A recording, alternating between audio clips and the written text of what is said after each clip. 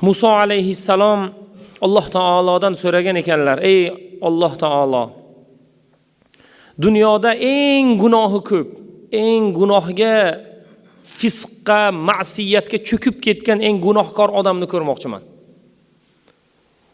Deganda Alloh taolo falon joyga borasan, falon bitta odam bor, qo'lida bolasini yetaklab sen bilan ro'bara bo'ladi.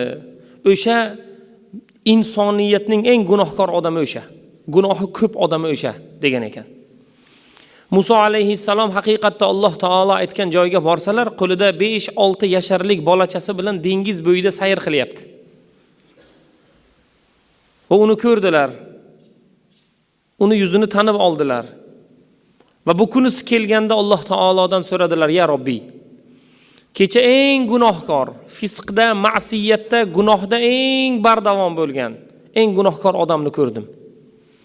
Endi bugun menga eng savobi katta, eng peshqadam, savoblari bisyor odamni menga ko'rsat." Deganda Alloh taolo aytdi: "Falon joyga borasan, falon mahallaga kirasan, falon odam eng savobi ko'p, mag'firat qilingan, umuman nomay a'molida gunohi yo'q o'sha odam."